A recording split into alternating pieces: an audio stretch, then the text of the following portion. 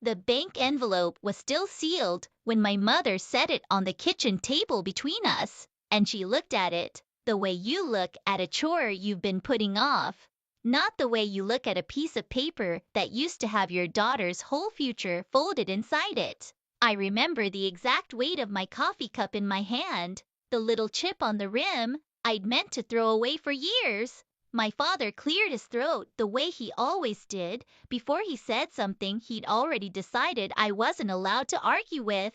And then he said the sentence that ended one version of my life and started another.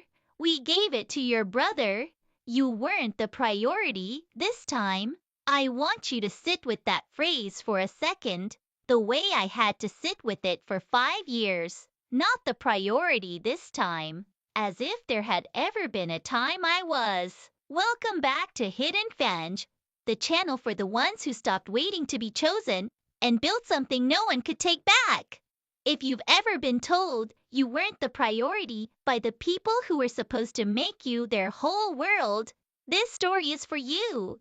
Drop a comment and tell me the exact sentence that changed everything for you. And be sure to subscribe, because what my family did 5 years later, when they came looking for me, is the part nobody sees coming. My name is Clara Bennett. I'm 29 years old, and on the morning this story starts, I was 3 months away from marrying a man named Theo Marsh in a barn venue outside Asheville that I had already put a deposit on with money that used to be mine. Let me back up, because you need to understand the shape of my family before you can understand how easily they broke it. I grew up the older of 2 kids in a split-level house in Marion, Ohio, the kind of town where everybody's father worked at the same 3 factories and everybody's mother compared casserole recipes at church potlucks like it was a competitive sport. My brother Preston is 3 years younger than me, and from the time he was born, I understood something about our house that nobody ever said out loud, but everybody quietly agreed on. Preston was the miracle. I was the given. My mother, Susan, had 2 miscarriages before Preston came along, both of them after I was already here, healthy and easy, and, according to family legend, barely any trouble at all. So by the time Preston arrived, screaming and colicky, and finally alive after 2 funerals nobody talked about, my parents had already decided something in their bones. I was the proof that things worked out fine on their own. Preston was the proof that you had to fight for what mattered. And once you've decided that about your children, you don't have to say it again. You just live it. Every single day, in 1,000 small decisions nobody else would even notice. Preston got a birthday party every single year until he was 22. I got cake at dinner, starting around age 12, because Mom said big parties were for younger kids, and I was so mature about that kind of thing. Preston got driving lessons from Dad on Saturday mornings. I taught myself in an empty church parking lot with a manual my aunt lent me. Preston's report cards went on the refrigerator. Mine went in a drawer because, and I quote my mother directly here, we don't want to make Preston feel bad about his grades. I want to be clear about something before I go further, because I know how this sounds, and I spent years telling myself I was imagining it. I wasn't neglected. Nobody hit me. Nobody screamed at me in restaurants. My parents showed up to my high school graduation. They just showed up differently than they showed up for Preston. In the exact same way, a person can hand you a smaller slice of the same cake and swear up and down it's identical. It took me until I was almost 30 to understand that the smaller slice is still a smaller slice, no matter how nicely someone hands it to you. I remember one specific afternoon that I think explains the whole architecture better than any single fact I could give you. I was 14, and Preston was 11, and he'd broken curfew for the 3rd time that month, sneaking out to a friend's house 2 streets over. My mother sat up waiting for him with the porch light on, and when he finally walked in at 1 a.m., she didn't yell. She cried, and hugged him and told him how frightened she'd been that something had happened to him. 2 weeks later, I came home 11 minutes past my own curfew because my ride home from a debate tournament got stuck in traffic and my father was waiting at the kitchen table with his arms crossed. He didn't ask if I was okay. He asked why I hadn't called sooner to let them know, in a tone that made it clear my lateness had been an inconvenience to manage rather than a fear to survive. I didn't understand the difference between those two reactions until I was well into my 20s, sitting in a therapist's office in Columbus, finally saying it out loud for the first time. Preston's absence was treated like a crisis because Preston was precious. Mine was treated like a logistics problem because I was reliable. And reliable, it turns out, is a word families use to justify never once being afraid for you. There was one thing in my life that had always been mine though. And it was the one thing I built my whole sense of safety around without even realizing it. When I was 19, my grandmother Eleanor, my father's mother, a woman who had outlived 2 husbands and buried a son and never once raised her voice in my presence, sat me down at her kitchen table and told me she was starting a fund for me.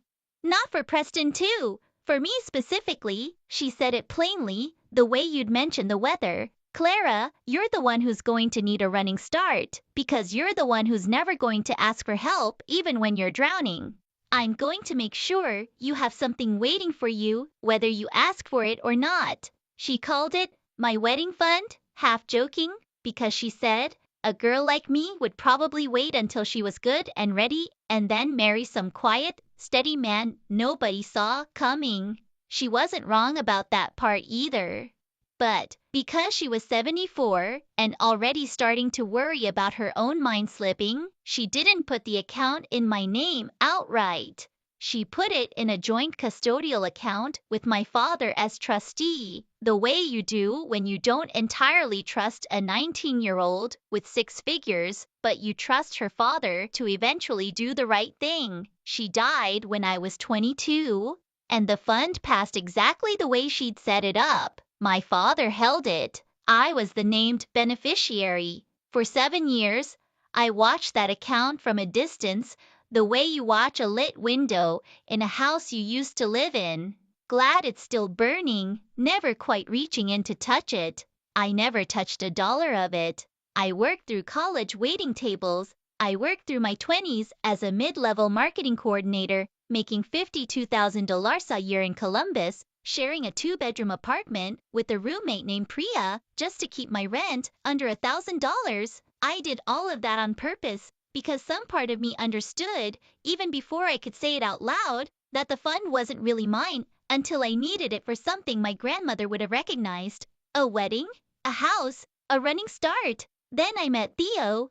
Theo Marsh is an ER physician, calm in the specific way that people become calm after years of watching the worst nights of strangers' lives, unbothered by things that would flatten most people, and endlessly, quietly kind in ways that took me almost a year to fully believe were real and not performance. We got engaged on a Tuesday in October, in my own apartment. No grand production, just him getting down on one knee in the kitchen while the pasta water boiled over behind him, because he said he didn't want to wait for a perfect moment when the imperfect one felt more true. I called my grandmother's fund $118,000 that year, grown slow and steady in conservative index funds, the way she'd asked my father to manage it. And I called my mother the same week, giddy, breathless, already picturing the barn venue I'd found 40 minutes outside Asheville, with the string lights and the converted hayloft.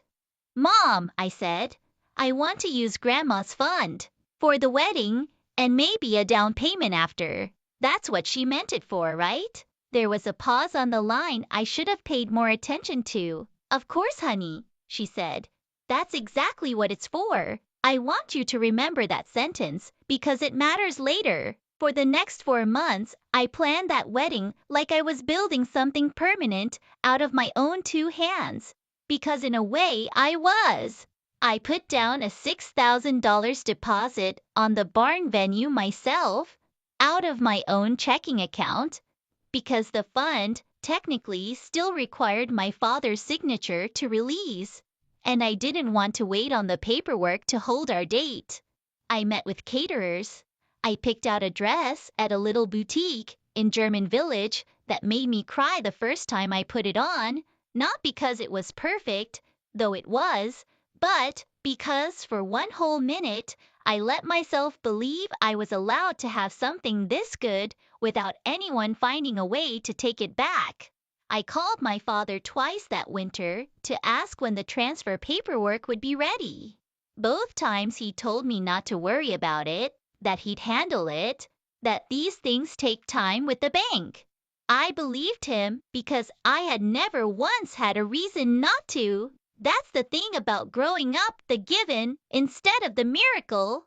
You learn to accept, "I'll handle it," as an answer, because asking twice feels like being difficult, and being difficult was never a role I'd been assigned.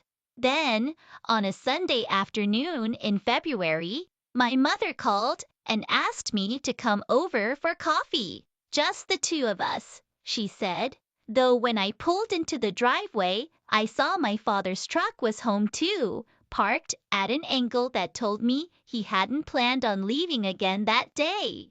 I want you to notice something with me, the way I've had 5 years now to notice it in hindsight. My mother didn't call to talk about the wedding. She didn't ask about the dress or the caterer or the flowers I'd been agonizing over in 100 text messages to her that she'd answered with single-word replies. She called because she needed to say something to my face that she didn't trust herself to say over the phone. When someone plans a conversation that carefully, it is never good news, and some quiet, ignored part of me knew that the second I walked through the door and saw both of their faces already arranged. The kitchen smelled like the same coffee it had smelled like my whole childhood, and my mother had set out the good mugs, the ones we only used for company, which in hindsight was its own small warning I didn't read correctly. The meeting to be over. My mother set the sealed bank envelope between us like it was a gift she was nervous to give, except nothing about her face said gift. "Clara," she started, and there was that particular gentleness in her voice, the one she used right before disappointing me, the one I'd learned over 29 years to recognize the way you learn, to recognize the specific quiet before a storm. "We need to talk to you about the fund." I felt my stomach drop before I understood why.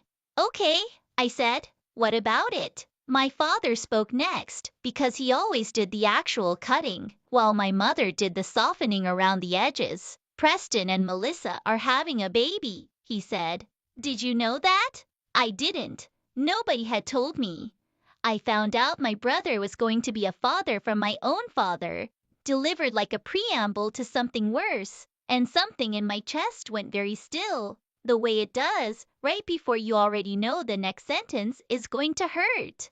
"They need a house," my father continued.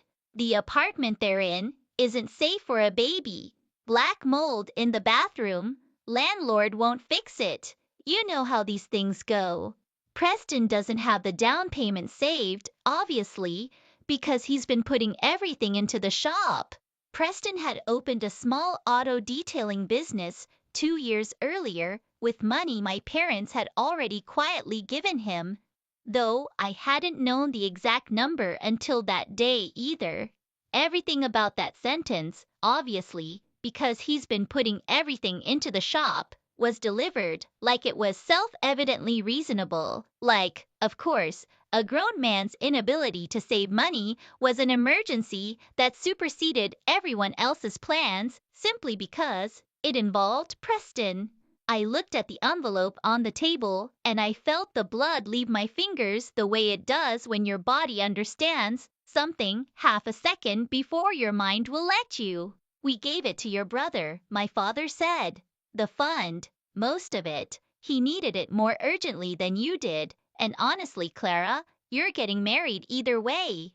Theo makes good money. You'll be fine.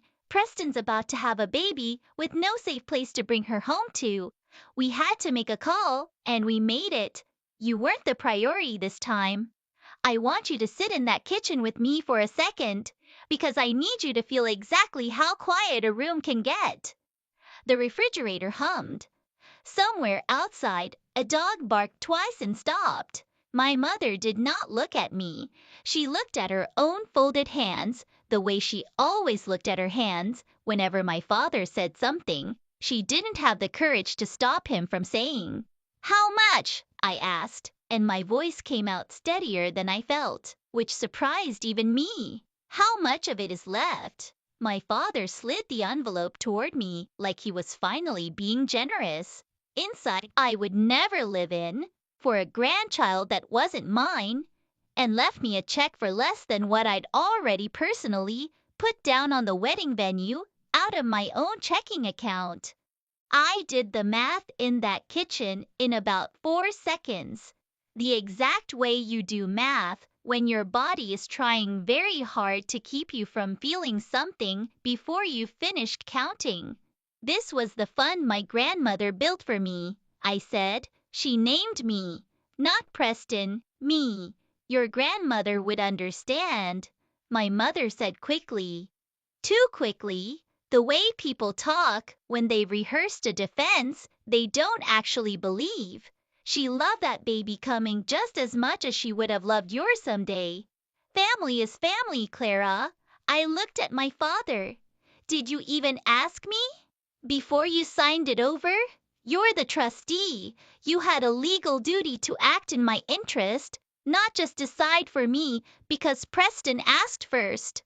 My father's jaw tightened in the exact way it always did right before he stopped being gentle and started being final. "It's done, Clara," he said. "The transfer went through Thursday. There's nothing left to discuss. You'll figure the wedding out. You always figure everything out. That's who you are. That's who you are." I want you to hear that sentence the way I heard it, because it wasn't a compliment. It was a life sentence. It meant, you are the one who doesn't need help, so we're never going to give you any, and the less you ask for, the more invisible you'll become. And somehow that will keep being framed as a strength instead of the slow erasure it actually was. I did not cry in that kitchen.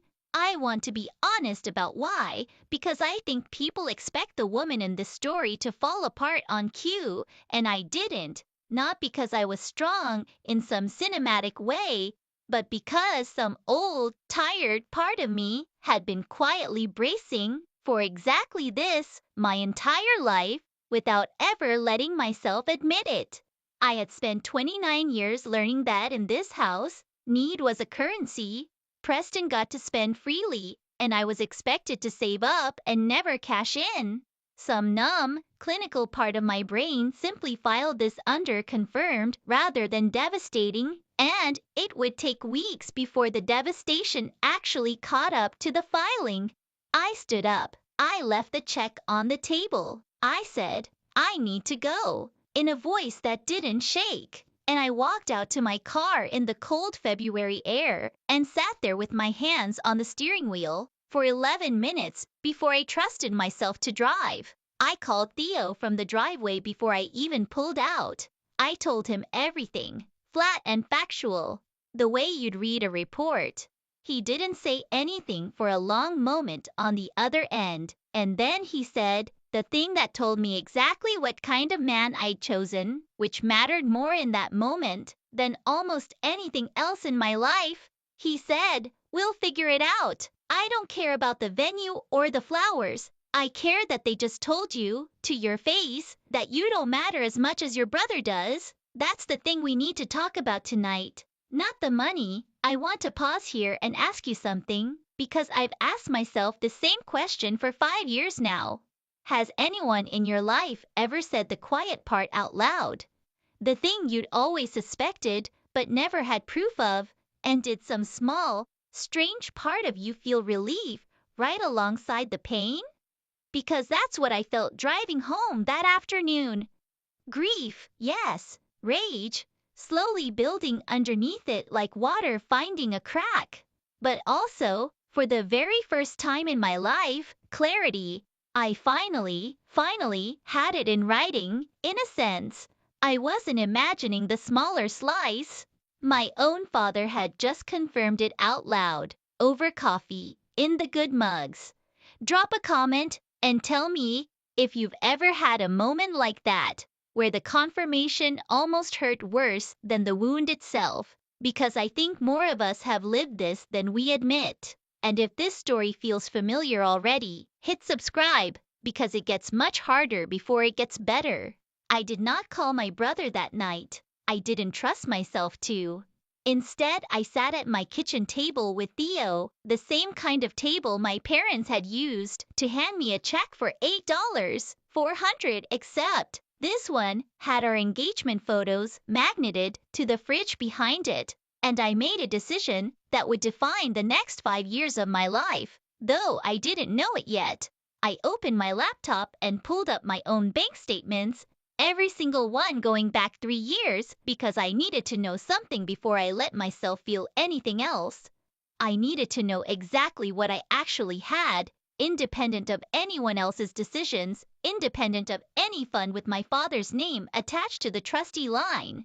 My own checking, my own retirement account, modest, started at 24 because a coworker had shamed me into it. My own credit score, spotless, because I had never once in my life missed a payment on anything, not because I was disciplined exactly, but because I had never trusted anyone else to catch me if I fell. So I'd simply built a floor I could stand on entirely by myself. It wasn't much, $14,000 in savings, a car worth maybe $9,000. No debt, which, I would learn later, is worth more than people give it credit for. But it was mine, completely and entirely mine. The first column in my life that no father, no trustee, no family emergency could ever legally touch. On the other side of the page, I wrote down what I'd lost, $109,600. A wedding fund with my grandmother's name quietly behind it, a sentence I would never be able to unhear. And, underneath both columns, I wrote one more line, and I stared at it for a long time before I closed the laptop. I wrote, "The question was never whether they would choose me. They already answered that. The question is whether I'm going to keep asking." The wedding still happened, 6 months later than planned, smaller than I dreamed, paid for with a combination of what Theo and I had saved together and a personal loan we paid off within 18 months. My parents came. Preston came, with Melissa and a car seat they hadn't even needed, yet parked awkwardly by the gift table like a trophy. Nobody mentioned the fund at the reception, nobody apologized. My mother cried during the vows the way mothers are supposed to, and I remember standing at that altar looking at her mascara, running, and feeling something crack open inside me that had nothing to do with joy. I want to tell you I confronted them that day. I didn't. I was still, even then, the given, the one who didn't make scenes, the one who absorbed. I smiled through the toasts. I danced with my father to a song he'd picked without asking me, because that was easier than explaining why I might not want to. I went home that night, married to a good man in a dress I'd paid for myself twice over, in every sense of the word, and I understood something with total clarity as Theo slept beside me. This family was never going to hand me anything freely. If I wanted a floor under my life that nobody could pull out from under me again, I was going to have to build it myself, in a currency they couldn't touch.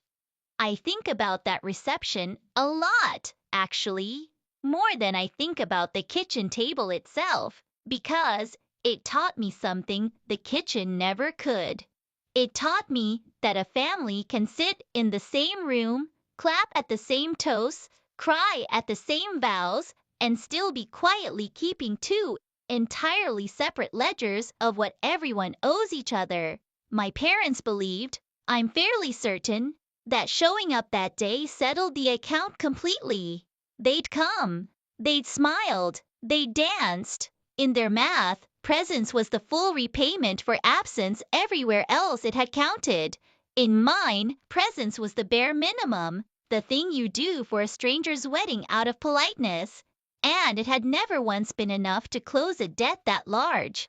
I didn't understand yet that two people can attend the exact same event and leave believing two entirely different things were settled by it. I understand it now. It's one of the quieter, more devastating lessons this whole story taught me. That was the last wedding-related conversation I ever had with my parents. And it was, in a very real way, the last conversation of the old version of my life. Here's what I did next, and I'm telling you the boring, unglamorous truth of it. Because that's what actually rebuilds a person. It isn't a single dramatic scene. It's 1,000 small ones, stacked patiently on top of each other, until one day you look up, and the ground under you has quietly become unshakable. I did not quit my job in some cinematic act of defiance.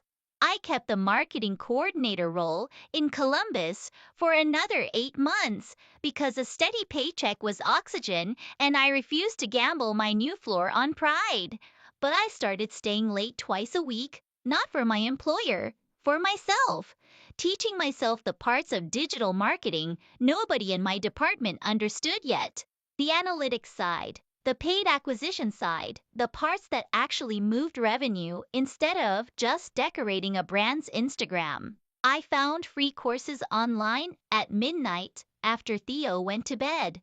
I built out a portfolio of case studies from my own company's data that my manager hadn't asked for and didn't fully appreciate because I wasn't building it for him. I was building it for the version of me that no longer trusted anyone else to build her a floor.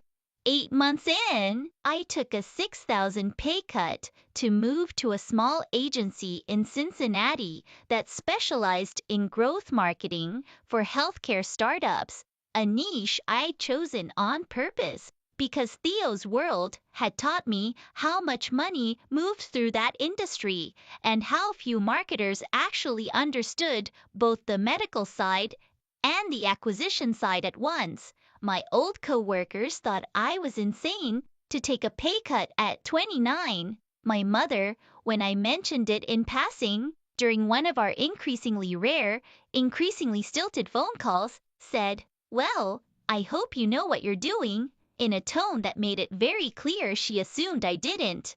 I did know what I was doing. It just took 2 years to prove it. By 31, I was running acquisition strategy for 3 healthcare clients simultaneously at that agency, and I'd quietly started freelancing on the side for 2 more, working nights and weekends, splitting every freelance dollar into 3 buckets I'd built with a discipline my grandmother would have recognized. A third went into an actual, unshakable emergency fund, 6 full months of expenses, sitting in a high-yield account with my name on it and absolutely no one else's. A third went into index funds, boring and steady, exactly the way my grandmother had once managed my fund before it was ever taken from me.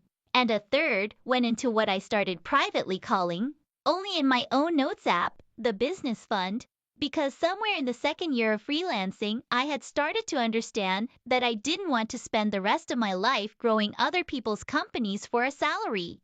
I wanted to build one of my own. Theo, for his part, never once made me feel small for any of it. When I told him at 31 that I wanted to leave the agency and start my own consultancy, focused on growth marketing for independent medical practices and small healthcare startups, a genuinely underserved niche I'd identified from 3 years inside the industry, he asked exactly one question.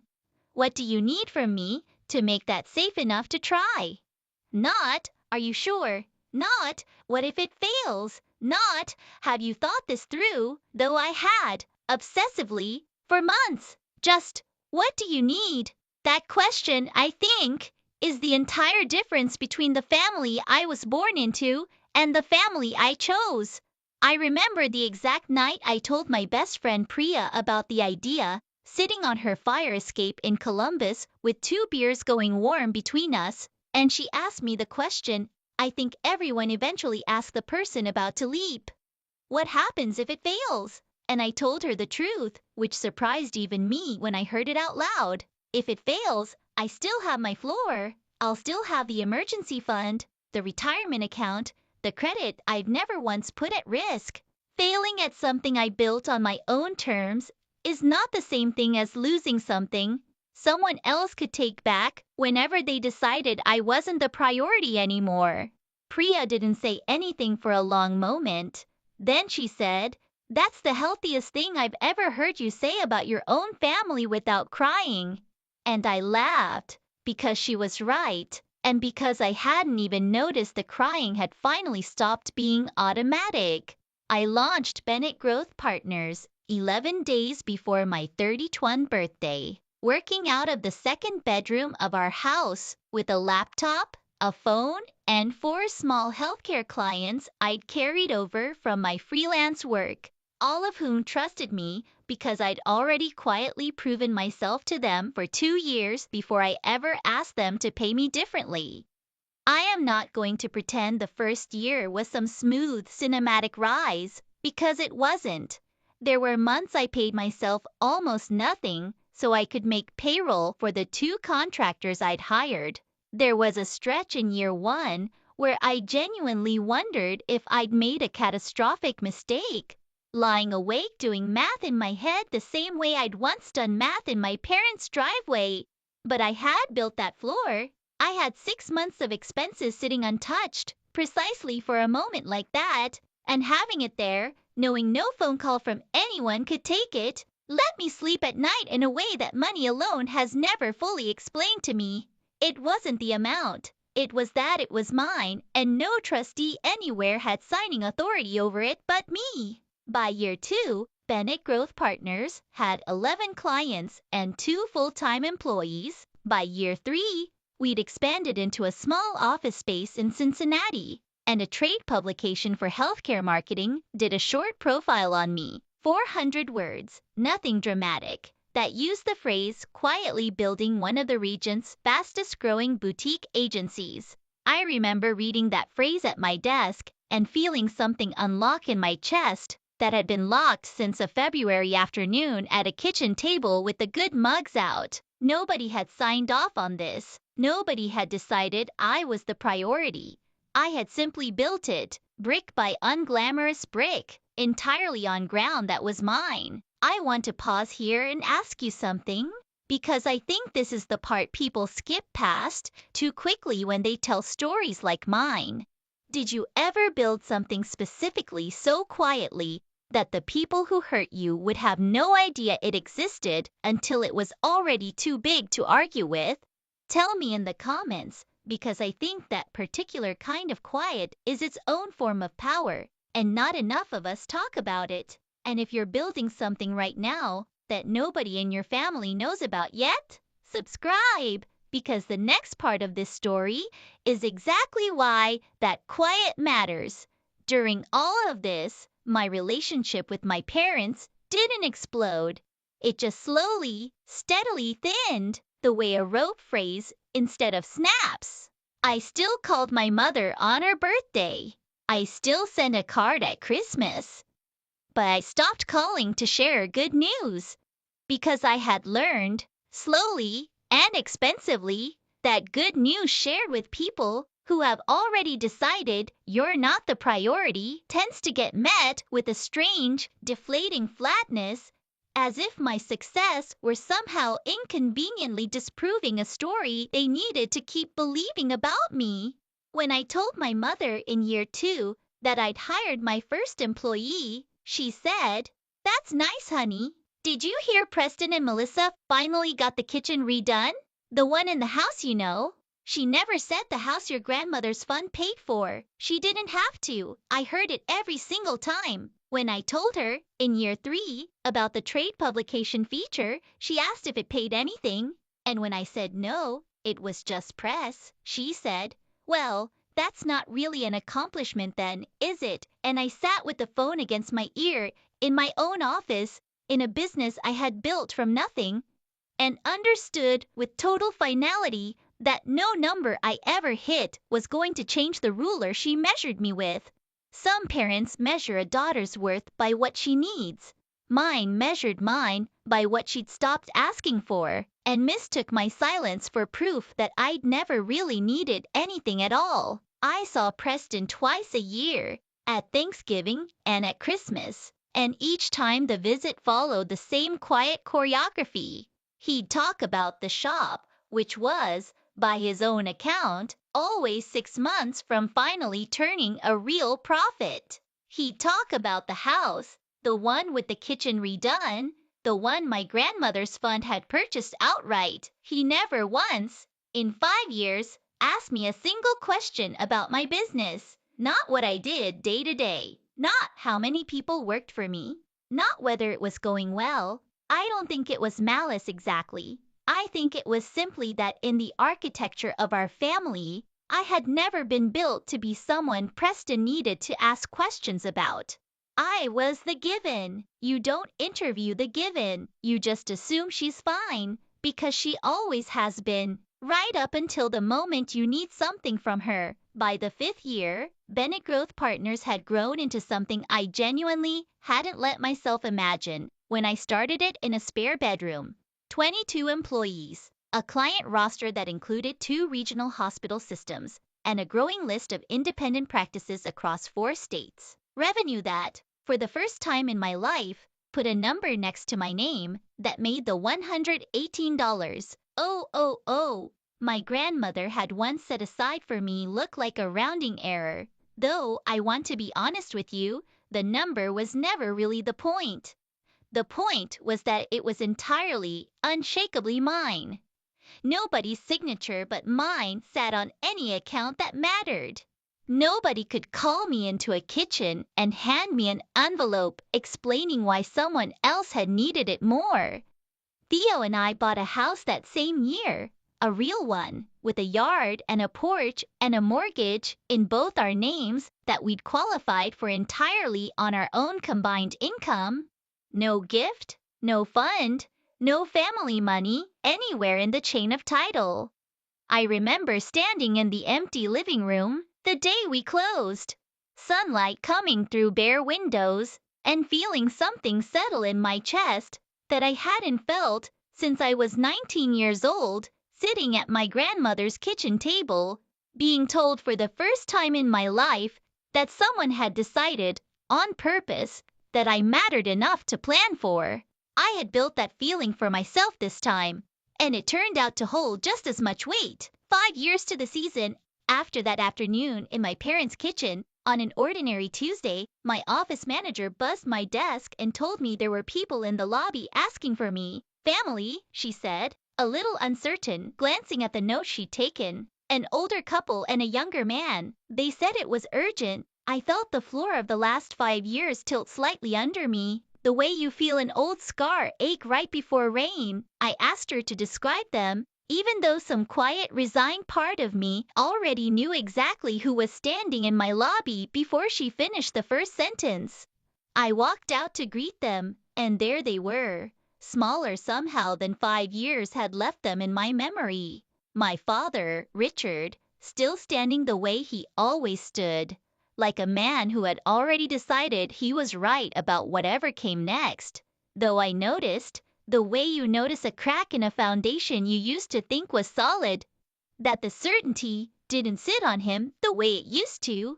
My mother, Susan, a step behind him, her hands folded in front of her, the exact way they'd been folded on that kitchen table 5 years earlier. And Preston, 32 now, standing slightly apart from both of them, looking, I have to be honest, like a man who hadn't slept properly in weeks. My father spoke first. Of course he did. Clara, he said, and there was warmth in his voice, real or performed. I genuinely couldn't tell anymore. It's so good to see you. Look at this place. You've done so well for yourself. I want you to notice something with me here, because it's the exact same thing I noticed standing in that lobby. 5 years of near silence, 5 years of 2-word replies to my good news. and the very first sentence out of his mouth, standing in an office I had built with money none of them had ever touched, was a compliment about how well I'd done. Not an apology, not a question about how I was, an acknowledgement of my usefulness, delivered like an opening bid. I brought them into a small conference room, because whatever this was, I wasn't going to let it happen in front of the 22 people who depended on me for their paychecks. I sat at the head of the table, on purpose, because I had learned, slowly and expensively, to choose my own ground before anyone else could choose it for me. My assistant brought water. Nobody touched their glass. My father began the way he always began, warming the room up before he arrived at the actual reason he'd driven 3 hours to find me. He talked about family, the way people talk about family right before they're about to ask you to sacrifice something for it. He said blood doesn't forget. Even when people drift, that time has a way of healing things if you let it. That he'd always been proud of me, even when he didn't say it enough. I let him talk, because I wanted to hear the entire shape of it before I said a single word back, the same way I'd learned to read a client's whole pitch before deciding whether to trust a single line of it. Then he arrived at the actual reason, and it came out exactly the way I'd expected it to, dressed up in the language of obligation instead of the language of a request. The shop's gone under, Clara, he said. Preston's business, the detailing shop. It closed for good 4 months ago. He'd taken out a second loan against the house to try to keep it afloat. The house, he clarified, as if I might have forgotten which house, and the loan is coming due, and if he can't refinance or pay it down, the bank is going to foreclose on the house. Your grandmother's fund bought that house, Clara. It's about to be gone. I sat very still, the way I had learned to sit still in rooms where I needed to hear the entire truth of a thing before I let myself react to any single part of it. How much? I asked, and my voice came out level, the exact tone I'd use presenting a budget shortfall to a client, because in a strange way, that's exactly what this was. $212,000, my father said, to pay off the second loan and bring the mortgage current and cover the legal fees from the whole mess. He said the number, the way you say a fact about the weather, certain, unbothered, as if the size of it should be self-evidently smaller to me now than it would have been 5 years earlier, because look how well you've done for yourself, Clara. I looked at Preston for the first time since we'd sat down. He hadn't said a word. His hands were folded tight together on the table, knuckles pale, and when he finally looked up and met my eyes, I saw something in his face I genuinely hadn't expected. Not entitlement, shame, real, raw shame, the kind that sits underneath a person's skin when they finally understand, too late, exactly what a thing costs someone else to give. I spent it all, he said quietly, and his voice cracked exactly the way I imagine mine would have cracked if I'd ever let myself say the true thing out loud 5 years earlier. Every cent of it, Clara. The shop, the equipment, then more equipment when the first stuff wasn't good enough, then payroll when we couldn't cover payroll, then the loan against the house to keep paying myself a salary I hadn't actually earned yet. I don't even know where all of it went. I just know it's gone, and now the house is going with it. I want you to sit in that room with me for a second, the way I had to sit in it, because this is the part where the story could have gone one of 2 ways, and I think it's worth being honest about how close I came to the wrong one. Some small, old, wounded part of me, the part that had been waiting 29 years for someone at that table to finally turn around and mean it, felt the pull of a very specific fantasy. I could write a check for $212,000 that afternoon without blinking, and my father, for the first time in his life, would have to sit across from me and say the words I had wanted since I was small enough to still believe they were coming. We were wrong about you. You were always the priority. I felt that pull, sharp and immediate, the exact shape of the wound reaching for the exact shape of the cure it had always wanted. And I understood, sitting there with my hand resting near absolutely nothing, no pen, no checkbook, that reaching for that cure would mean handing them back the very same ruler they'd used to measure me my whole life. It would mean my worth was, once again, up for negotiation, purchasable in a single generous gesture, contingent on being useful enough at exactly the right moment. I'm not going to write that check, I said. My father's face did the thing I remembered from the kitchen 5 years earlier, the quick shift from warmth to something harder underneath it. Clara, he started, don't do this. Family helps family. We're talking about your own brother's house, the house your grandmother wanted to help this family have. And there it was, 5 years later, the exact same architecture, my grandmother's fund, weaponized one more time, except this time aimed at guilting the one person she'd actually named. My grandmother named me, I said, and I kept my voice level, the way you keep your voice level with a client who's about to say something they'll regret. Not Preston. Me. And 5 years ago you told me, in that kitchen, that I wasn't the priority, because Preston needed it more urgently. You made that call. Nobody forced you to. And now, the thing you gave him, instead of me, is gone. And you're back here asking me to fund it a second time, because apparently I'm the priority again, just for the bill. My mother finally spoke, her voice small in a way I hadn't heard it in years. Clara, please, it's your niece's home too. Think about her. I want to tell you that line didn't land somewhere soft in me, because I do have a niece, a 5-year-old named Josie I genuinely adore, who has absolutely nothing to do with any decision any adult in that family ever made. But I want to be honest with you, the way I promised myself I would be honest in telling this story. It did land. For about 4 seconds, I felt the old wound reach for the pen again, dressed this time in a 5-year-old's face instead of my father's certainty. And then I remembered something that steadied me completely, the way a fact steadies you when feeling threatens to overwhelm it. There is a real, legitimate, honest path through this that has nothing to do with me signing my name onto my brother's mistakes. And I knew exactly what it looked like, because I had spent 5 years building a career out of understanding money, cash flow, and exactly the kind of hole a small business collapse leaves behind. Here's what I'm going to do, I said. And I watched my father's shoulders drop half an inch, the exact motion of a man who thinks he's already won. I am not writing a check, but I know two things most people in a situation like this don't know. I know a mortgage attorney who specializes in foreclosure prevention and loan modification, and I know, because I've had to learn it the hard way, running a business myself, that most second-line lenders would rather restructure a loan than actually foreclose, because foreclosure costs them more than a modification does. I'll connect Preston with the attorney. I'll walk him through exactly what documentation the bank will want, and I will personally cover the attorney's retainer, because that's a fixed, reasonable cost, not a bottomless rescue.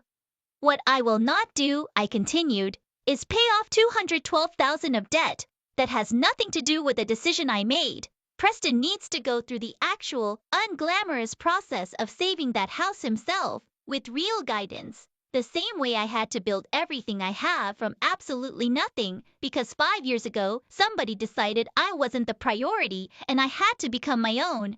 My father's face went through something complicated, and for a moment I genuinely couldn't tell which direction it was going to land. So that's it, he finally said.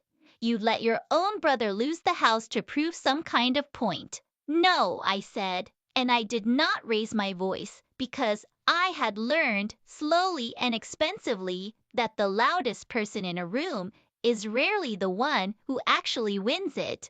I'd help him keep it the right way, and finally stop letting you decide what I owe this family. You already decided what I was worth once. I'm not signing up to let you decide it again.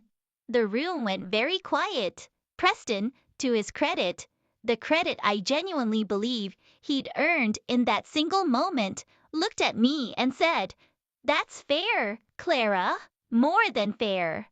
I don't even know if I deserve the attorney part. Honestly, after everything.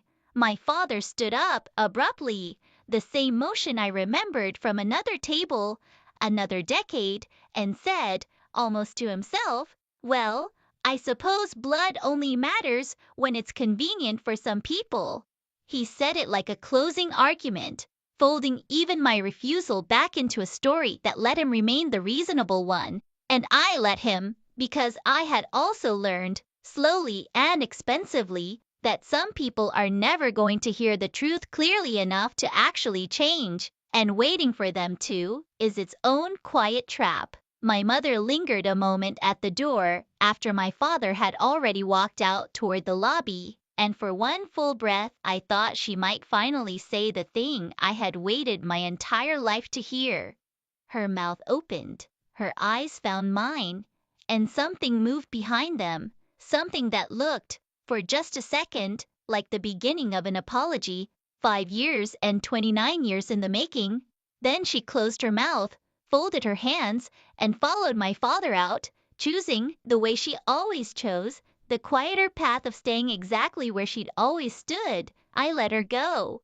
I found, to my genuine surprise, that I didn't need her to turn around anymore.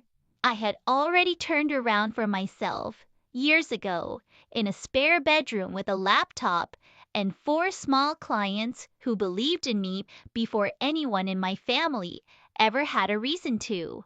The attorney I connected Preston with, a sharp, no-nonsense woman named Diane Whitfield, who I'd used for a client contract dispute 2 years earlier, called him within the week.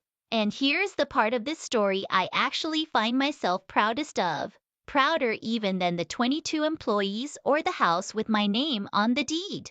Preston showed up. He answered every call. He gathered every document Diane asked for, on time, without being chased. He went to the bank himself, sat across the table from the loan officer himself, negotiated the modification himself, month after unglamorous month, the exact kind of grinding, patient work that nobody puts in a highlight reel, because there's nothing photogenic about a man learning, for the first time in his life at 32 years old, to actually carry the weight of a decision instead of having it carried for him. It took him 11 months. He kept the house.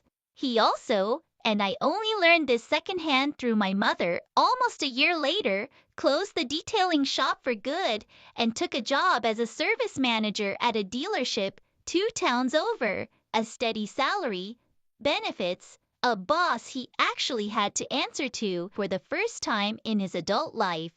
I want to be fair to him here, because this story isn't really about villainizing my brother, who was, in his own way, as shaped by our parents' math as I was, just on the opposite side of the equation. Preston told me once, months after the foreclosure scare had passed, during one of the first real conversations we'd had as adults that didn't revolve around either of our parents, that he used to lie awake as a kid, terrified of disappointing them, because he could feel, even at 10 years old, that their whole identity as parents had been built around him being the miracle that survived. Every dollar they poured into him, he said, felt less like generosity and more like pressure, like he owed them a return on an investment he'd never asked them to make. I told him I understood that better than he probably realized, just from the opposite direction. He'd been drowning in expectation. I'd been drowning in its absence. Neither one of us, it turned out, had actually been given what we needed. We'd just been given different flavors of the same broken math. I don't know if it was the humiliation of nearly losing everything or the process of finally having to fight for something himself that changed him. I suspect it was both. I know that the last time my mother mentioned him to me, she said, almost carefully, like she was testing whether the words would offend me, "He's different now, Clara. He actually thinks before he spends." I didn't say anything to that. I didn't need to. I'd learned that particular lesson 5 years and 109,600 earlier at a considerably higher price than he'd paid for his. Aunt Ruth, my mother's older sister, called me 2 days after that meeting, which surprised me, because Ruth and I had never been especially close, mostly polite exchanges at holidays and the occasional birthday text. She'd heard the whole thing secondhand from my mother, who'd apparently called her that same night, upset, looking for someone to agree that I'd been unreasonable. Ruth told me she'd said no such thing. Clara, she said, when your grandmother set that account up, she called me the week she did it, and she told me exactly why. She said, that girl is going to spend her whole life being the one nobody worries about. And one day somebody in that family is going to take advantage of exactly that. I told your mother I remembered that conversation word for word, and I told her she ought to think hard about which side of it she landed on. I sat with the phone against my ear for a long moment after that, because it was the first time in 5 years anyone in my extended family had said, plainly and without hedging, that what happened to me had actually been wrong. It didn't erase anything, but it mattered more than I expected it to. Hearing someone else finally hold the same math I'd been holding alone for so long. I want to pause here and ask you something, because I think it's the real center of this whole story. Have you ever had the chance to rescue someone completely, in a way that would have finally bought you the recognition you'd wanted your whole life, and chosen the harder, quieter thing instead, because some part of you understood that being needed and being valued are not actually the same currency? Tell me in the comments, because I think more of us face that exact fork in the road than we ever admit out loud. And if you're standing at that fork right now, subscribe, because I promise you the harder road is the one that actually holds. I did not become the family savior that day, and I want to be honest that some part of me still occasionally aches over the apology I never got. The one where my father sits across a table from me and says, plainly, without an angle, we were wrong about you. You were always the priority. I have made a kind of peace with the fact that sentence may never come, and the peace didn't arrive the way I expected it to, in one clean moment of clarity. It arrived slowly, the same unglamorous way the business arrived, brick by brick, across 5 quiet years of proving to myself, and only myself, that I had never actually needed his signature on my worth to begin with. Here is the thing nobody tells you about the moment you've spent years imagining, the one where the people who discarded you finally need you. It does not feel like triumph. I sat in my car, in my own office parking lot, the evening they left, engine off, hands on the wheel exactly the way they'd been on the wheel in my parents' driveway 5 years earlier, and I did not feel victorious. I felt something quieter, and, I think, more valuable than victory. I felt finished, not with my family entirely, because I still call my mother on her birthday, and I still send Josie a card every Christmas with a little more inside it than she probably needs, because whatever her grandparents did, she didn't do any of it.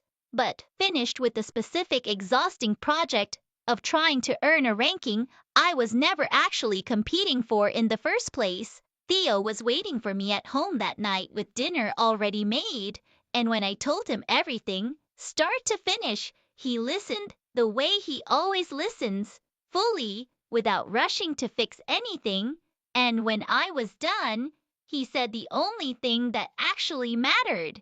He said, I'm proud of the woman who wrote that check 5 years ago at a completely different kitchen table, the one who decided she was going to build her own floor instead of waiting for someone to hand her one.